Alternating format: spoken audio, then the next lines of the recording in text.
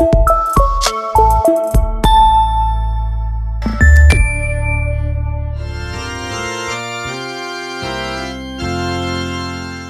mofinaina isan'andro atolotry ny mpitandrina rakotina valina maoly.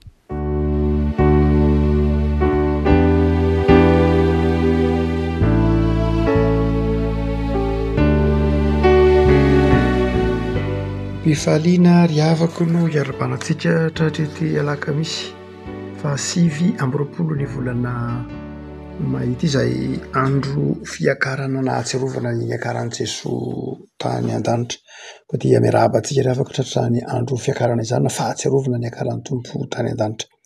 Ny mofinaina izay voalahatra antsika dia ny filazan-tsaramaso araka ny jaona toko 420, jaona toko 420, ny 520 ka hatramin'ny 130. Aminaran'i Jesoa.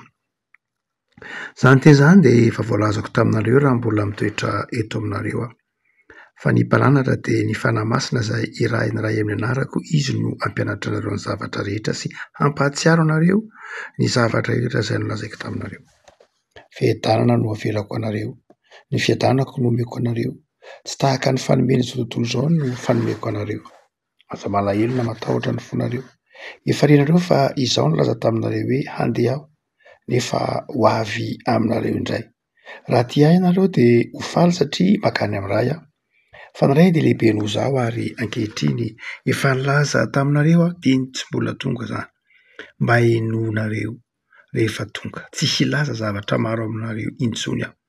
Fa avy ny andriana an'izao tontolo izao nefa tsy manana na inona ato amiko izy. Fa mba ho fantatra izao tontolo izao fa tiako ny ray ary arak'izay nadidin'ny ray ahy dia izany no ataoko. Mitsangana andeha isika hiala eto. Ray masina manamasinana amin'ny fahamarinana ny teninao no ho fahamarinana. Amen. Tapany farany amin'ny 5:30 mitsangana andeha isika hiala eto.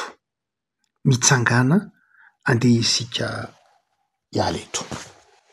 Ny andro fiakarana moa rehefa koa malala dia andro izay ataontsika hoe ahatsiarovan'ny fiangonana, ahatsiarovan'ny mpino eran-tany ny nandresen'i Jesoa ny fahafatesana fa ny niakarany tany an-danitra, niakarany tany an-danitra mba hifona ho antsika eo an-tanana ankavanan'Andriamanitra. Araka ny teniny hoe mahatsara anareo ny fialako mba hahatongava ny mpananatra na ny fanahy masina aminareo indray. Dia ny andro fiakarana zany dia zava-dehibe riavako satria fahatanterahan'ny asa nataon'i Jesoa tetỳ ambony tany nefa koa dia tohiny ny asa nataony tetỳ ambony tany satria mifona ho antsika eo an-tanana ankavanan'Andriamanitra izy. Hoy Paoly amin'ny Romanina toko 5. Zany hoe Jesoa zany ao amin'izao tsika miresaka izao dia mbola manao ny asa fisoronana izay ataony ihany, manelanelana antsika amin'Andriamanitra, mifona ho antsika eo an-tanana ankavanan'Andriamanitra. Marina loatra fa voaingana ihany ny protestanta no nankalaza ny andro fiakarana. Protestanta moa ataontsika hoe tamin'ny andron'ny réforme dia tsy dia tena nankalaza andro manokana loatra ankoatran'ny Paska sy ny Pentekosta. Fa na ny Krismasy io ny andro fiakarana io dia voatateoriana vao nivoatra ny teolojia protestanta, vao nanaiky izany vokatry ny ekumenisma sy vokatry ny fandaniana ny soatra masina, andeha ataoko hoe vokatry ny fitanian'ny fanahy masina mazava ho azy, vao nametraka ireny fetim-piangonana ho fetim-piangonana ny andro fiakarana na ny Krismasy aza. Jean Calvin tsy nankalaza Krismasy misy tany am-boalohany. Nanomboka tamin'ny taona 850 tany ho any na 510 tany ho any tsy nisy Krismasy mihitsy tao Genève. Tsy nankalaza Krismasy mihitsy ny Genevois, ny Calvin. Raha tsy etỳ amin'ny taonjato 810 ny fiangonana tao Genève, faraparany taonjato 810 akory ary vao nankalaza Krismasy. Satria tamin'ny Calvin dia izao manao hoe mitovy daholo ny andro rehetra. Tsy misy andro lehibe sy andro kely zany, fa mitovy daholo ny andro ao anatin'ny fiangonana. Mitovy daholo ny andro ao anatrehan'Andriamanitra. Tsy misy hoe fotoana lehibe, fotoana kely. Teolojia ny Calvin moa zany. Fa taty aoriana moa dia nivoatra ny teolojia, nivoatra ny fiainam-piangonana, nivoatra ny fahatakaran'ny fiangonana momba ny antsoina hoe andro, fotoana, fety, liturjia dia nivoatra ny ankehitriny dia isaorantsika n'Andriamanitra mihitsy ny hahatserovany mpino protestanta sy ny mpino ratany ny andro fiakarana tamin'ny andro taloha dia zany andro fiakarana zany de fitsangatsangana-pianakaviana fa ankehitriny dia ny andro fiakarana de zao fotoana fiaraha-mivavaka ka na misy raha fitsangatsanganana mazava ho azy dia fiaraha-mivavaka aloha ho andro fiangonana maro ary isoratsika n'Andriamanitra zany hoe fahatsiarovany fiangonana protestanta fiaraha-mivavaka amin'ny andro fiakarana zany ka amin'ny tendiny to berataratsika ity de tenin'i Jesosy tamin'ny mpianatra mitsangana andeha isika hiala eto mitsangana andeha isika hiala eto hiala izy io hitsangana anao inona io ao amin'ny efitrano ambony anankiray ambony rihana tao Jerosalema Jesosy no miteny ity teny ity rehefa avy nihinana ny Pasika Jesosy niaraka tamin'ny mpianatra dia nanao toriteny sy nanao fampianarana de rehefa vita ny toriteny sy ny fampianarany de hoy izy tamin'ny mpianatra mitsangana andeha isika hiala eto taorian'ny fampianarana zay nataon'i Jesosy ina lay hoe mitsangana andeha isika hiala eto fa maninona no nitao amin'ny tompo hiala amin'ny mpianatra Indrindra ravako malala misy toerana mahatamana antsika ka adinotsika ny tena zavatra miandrasana raha sika rehefa ohatra hoe misy fotoana varian-dresaka sika misy fotoana variana miaino isika misy fotoana variana misakafo isika misy fotoana variana amin'ny lalao isika dia adinotsika lay mission antsika na lay asa antsika andrara mijery famantaranandro vao mahita hoe hoay kay zao efa mifiry hay zao efa miray hay zao efa midimy dia zay vao mizakazaka de eto Jesosy miteny amin'ny mpianatra manao hoe mitsangana andeha isika hiala eto fa inona no nitranga hotsika teo toerana zay ninana amin'ny mpianatra ny sakramenta tamin'ny tompo tamin'i Jesosy io zany hoe toerana fifaliana toerana niarahana ny sakafo toerana niarahana ny hinana ny Pasika toerana nanaovana fety toerana nahatsapana ny fifankatiavana ary dia zany toerana zany de mahatamana satrinao eo foana ahoana moa misy fetim-pianakaviana fiaraha-misakafo lanonana fifaliana inona no hitranga toerana mahatamana ary mety ho variana ateraka zany fiaraha-misakafo zany de ndraindray adinotsika lay zavatra miandry antsika de hoy Jesosy mitsangana andeha isika hiala eto fa aza variana amin'ny fiaraha-misakafo aza variana amin'ny fiainam-pianaka ny fiombonana na ny fifankatiavana ilainy zany fa misy zavatra maika miandry antsika faharoa de zao koa le toerana de zao toerana zay nanasan'i Jesosy ny tongotry ny mpianatra toerana zay ataontsika koa hoe toerana nahatsapana ho fivoarana ara-panahy toerana nanadiovany Jesosy ny tongotry ny mpianatra la io sary an-tsaina hoe toerana tahaka zany fe tsy ahatamana nasan'ny tongotry ny mpianatra Jesosy nahatsapan'ny mpianatra zany hoe fanadiovana famelan-keloka toerana nahatsapan'ny mpianatra mazava-dehibe ny zava-panahy Jesosy nandefitra Jesosy na mpianatra manao hoe fianarana ny meko anareo de mba manaova nareo tahaka zany koa hitatsika toerana nitezany Jesosy mpianatra manao hoe didy vaovao no meko anareo tena mba hifankatiavanareo toerana zay tsy hoe nahatsapana fiombonana ihany fa toerana zay nahatsapana famelan-keloka toerana nahatsapana fifandeferana toerana nahatsapana firahalahiana toerana mahatamana zany de hoy Jesosy tsangala de hiala eto tandremy saovariana amin'ny hoe satria nandray famelan-keloka satria ndrandray variana isika na anatin'ny fiangonana zao ndrandray de variana mijanona ao anatin'ny indrin'efatry ny fiangonana satria nahita fifaliana ra-panahy ndrandray variana mijanona ao anatin'ny rindrin'efatry ny fiainam-pianakaviana satria nahita fisakafoanana fifaliana ndrandray variana mijanona ao anatin'ny fandrosoana ra-panahy ny tsirairay avy fotsiny ihany de hoy Jesosy tsangana andeha isika hiala eto fa fahatelo zao amin'ny andiny fahatrabiny folo de zao toerana nanaovan'i Jesosy conférence toerana nazavany Jesosy aza malahelo ny fonareo tsy ameranareo kamboty ho avy ety aminareo indray toerana zay nanaovan'i Jesosy fanazavana fampianarana toerana zay ataontsika hoe tahaka l'université ankaratsana zay lazana azy toerana nanovozana fahalalana toerana nanovozana fahazavan-tsaina aza malahelo ny fonareo tsy ameranareo kamboty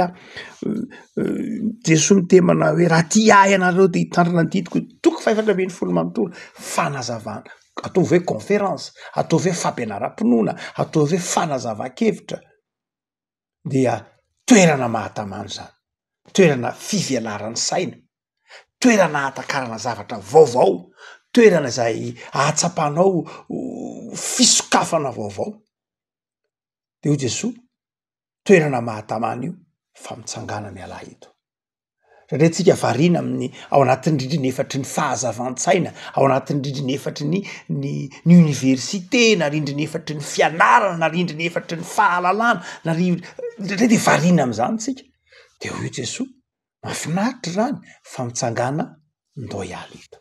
Hoe afaka ndika ny tenin'i Jesoa hoe mitsangana ndao hiala eto izao, aza variana, aza sondrina amin'ny zavatra mahafinaritra zay mety na de tsara aza ny fifankatiavana, tsara aza ny fiaraha-mivavaka, tsara ny firalahiana de zao aza dinoana fa misy zavatra miandry anao. Inona lay miandry anao? Ka nahatonga an' Jesoa iteny manao hoe andeha isika hiala eto. Ny voalohany de zao miala eo mba hamoha, miala eo amin'ny toeran'io mba hamoha. Raha mijanona eo amin'ny toeran'io ianao tsy mamoha, mandray fotsiny ianao toeram-pandraisana io. Zay le rindrina efatra izay nijanona mpianatra teo, rindrina efatra ka nandraisany fahalalana tamin'i Jesoa, rindrina efatra ka nandraisany fampaherezana tamin'i Jesoa, rindrina efatra ka nandraisany fampaherezana tamin'ny Paska, rindrina efatra izay toeram-pandraisana, toeram-panovozana, toerana mahatamana. Fa izao Jesoa tsy ampy izay, mitsangana miala eto, rehefa nahazo de zao miala eto mandehana mamoha. Zay mahatonga ny Jaona 1:10 Jesoa ny teny manao hoe zaho ny tena voaloboka, ny raiko ny mpambotra. Izay sampana zay tsy mamoha de zao esorina hiala amin'ny fotom-boaloboka izy. Ary eo Jesoa lay miteny manao hoe mitsangana am'izay mba hamoha, mitsangana andeha isika hiala eto, andeha mba hamoha. Hoe afaka malala sao de variana ary ianao, sao de variana amin'ny rindrina efatry ny fiangonana misy ianao, sao de variana amin'ny rindrina efatry ny fahalalana, mianatra soratra masina, mamonjy conférence, mianatra mandalina an'izao rehetra zao. Fotoana ny famoazana zao ry havako malala. Ny andro fiakarana, ny andro pentekosta, fotoana ny famoazana. Tandremo sao manao ohatran'ilay aviavy ny Betania. Variana maka ho an'ny tena fotsiny, ny troka ny zavatra tsara n'ilay tany, lay aviavy ny Betania, fa tsy nizara mihitsy, tsy nanome mihitsy. Noho izany am'izao fotoanany andro fiakarana zao, manao antso avy Jesoa, mitsangana ianao, ndeha isika hiala eto. Na de toerana mahafinaritra anao aza, ny fahalalana, ny fahazavan-tsaina, ny zavam-panahy de zao, aza faly mandray, ndao izara, ndao amoha ny fiarahamonina, andao amomba handray votsara avy aminao ny hafa, andao amomba handray fifaliana sy fitiavana avy aminao ny hafa. Mety izay hitsangana hiala amin'ny rindrina efatra mamatotra anao io, fa ndeha izara, ndeha hanome. Fa ny faharoa de zao tsy hoe andeha hitsangana ka amoha ihany, fa andeha koa hitsangana mba hanompo amin'ny finoana. Andeha hitsangana mba hanompo amin'ny finoana. Ho Jesoa zao ange raha miray amiko ianareo ka mitoetra anatinay ny teniko de angatao zay tianareo. Ho zany ry havako malala, mitsangana ndao amoha, ndao hanompo amin'ny finoana. Raha tsy miasa ange ianao tsy fantatrao ny fatran'ny finoanao e. Raha eo am-pianona toriteny ihany, eo am-pamonjena fampianarana conférence ary, eo am-pianona mpandaliana mpinoana, tsy fantatrao ny herin'ny finoanao raha tsy mitsangana miasa ianao. Fa rehefa miasa ianao, manaiky raha iny tompo hitoro ny filazantsara, manaiky raha iny tompo hijoro vavolombelona, eo vao fantatrao ny fatran'ny finoanao. Mety diso ny olona tsy mba manao zavatra de tsy mahafantatra ny tenany, tsy mahafantatra ny fetrany. Zay mahatonga ny olona tsy manao zavatra de mahay mikritika. Fa rehefa manao zavatra izy vao fantany hoe hay sarotra ny manao zavatra, hay tsy mora ny manao zavatra, hay mora ny mikritika, mora ny manakina, mora ny miterena zao satria tsy manao, satria tsy mitsangana mba hiala eo amin'le toerana zay misy. Fa rehefa manao zavatra ianao, rehefa tena miasa ianao, zay vao hitanao ny fetranao hoe hay ve za ty kely finoana, hay ve sarotra tahaka zany le izy, na hoe hay ve mahafinaritra tahaka zany le izy, na hoe hay ve mora tahaka zany le izy. Noho zany de zao mba ho fantatrao ny finoanao de zao mitsangana. ndeana miasa zay zavatra sain'ny tompo ataonao ataovy aza mieritreritra aminy hoe ka tingy Andriamanitra tsy vity ka tingy Andriamanitra tsy tanterake tsy enao no manao an'io fa rehefa mitsangana miala eo ianao Jesosy no miteny mitsangana miala dikan'izany mitsangana de mandehana manompo amin'ny finoana mitsangana de mandehana manatanteraka ny zavatra zay tian'Andriamanitra ampanaovina anao fa ny hoe mitsangana miala eto koa de zao mandray ny fanahy masina raha tsy miala eo ianao tsy mirotsaka ny fanahy masina raha nijanona teo amin'ny toerana nandraisan'ny mpianatra ny Paskio raha teo amin'ny toerana nasan'i Jesosy ny tongotry ny ihany ny mpianatra tsy nilatsaka ny fanahy masina tsy nandray ny fanahy masina izy zay mahatonga ny tompony mitsangana miala eto fa rehefa miasa ianao miala eto izao irotsaka aminao ny fanahy masina ary zay mahatonga ny tompo iteny amin'ny Jaona 4:20 lava de lava io nitenenany manao hoe ho avy aminareo ny mpananatra ho avy aminareo hirotsaka aminareo ny mpananatra ry havako malala mitsangana miala dikany hoe miala tsy hoe mantsiry fa miasa manompo fa ny fanahy masina no hitarika anao miala aminao tahotra miala aminao tebiteby mitsangana fahaza manaiky be kejain'ny tahotra sy ny tebiteby tsy azo vita zavatra na miasa fanompono na miasa fivelomana io na miasa tao andavanandro aza mba isan'izay mitorevaka aza mba isan'izay malaina aza mba isan'izay zatra tolorana fa mitsangana miasa mivonoana fa fotoana n'izany zao ary ny fotoana izay zava-dehibe amin'ny mitsangana de miala eto koa rehefa koa de zao hatreo ny fanomponao rehefa nitsangana natao Jesosy de fatatsika ny toyiny fa nakany Getsemane izy ary nosamborona vao niala teo Jesosy avy nivavaka ho an'ny mpianatra Jaona 4:20 io no antsoina hoe vavaka farany ho an'ny mpianatra vavaka fampahirezana de nakany Getsemane Jesosy zany hoe mitsangana iala eto atreo ny asany antsonanao mitsangana miala eto aza ansirana zay anjara tian'ny tompo atrehinao rehefa koa malala hotsika manao hoe am'izao fotoana ny andro fiakarana zao de tao amin'ny tompo isika fantatrao ve ny antom-pisinao fantatrao ve ny dikan'ny fisinao de mitsangana ndana vonjeo zany ndana tanterao ny fanomponao Jesosy niatrika izany tao Getsemane ary nasehony tamin'ny mpianatra ny amafiny zany ny lalana dia avy ny mpanompon'Andriamanitra izany de mitsangana azakivy hiatrika ny sarotra raha tsy mitsangana ianao tsy mahazo fitahina raha tsy mitsangana ianao tsy mahita fifaliana raha tsy mitsangana ianao tsy mpandresy raha tsy mitsangana miala amin'ny toerana anao de zao tsy mpandresy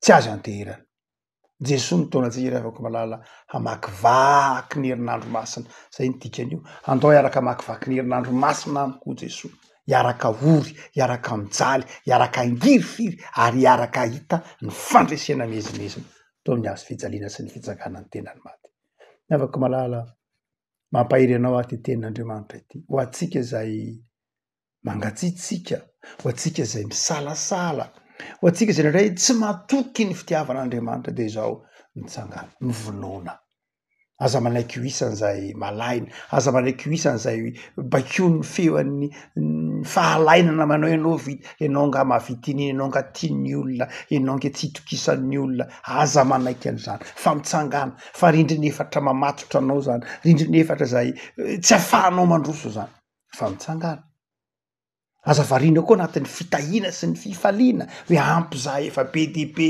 tahaka an'ilay lehilahy ao amin'ny Luka 4:20 hoe efa nahary fananana be dia be nahazo an'izao anao tsara tarehy anao tilikambo ady hiteny hoe mifikisa ary fanahiko tandremo tsara hoe Jesosy mitsangana ndao hiala eto aza variana amin'ny mijioka ny fitahina ho anao samy rery fa mitsangana ndao hizara ndao anome mitsangana ndao anompo mitsangana ndao hiasa mitsangana manolora tena mitsangana mivonoana hiatrika ny sarotra mihitsy aby fa zay maharitra hatramin'ny farany no vonjena mitsangana ndao amo fa tsy tahaka an'ilay avy Betany mitsangana ndao amo tahaka ity voaloboka tenenin' Jesosy am'izao ny 10:20 mitsangana araka ny tenin' Jesosy mitsangana izy manao hoe tsy za ange nifidy anareo tsy anareo ange nifidy avy za ange nifidy anareo ary nanendry anareo mba hamo sy areta ny vokatrareo mitsangana ndao ry havako malala mba hamo ho aminao any fiadanan'i Jesosy ry havako malama.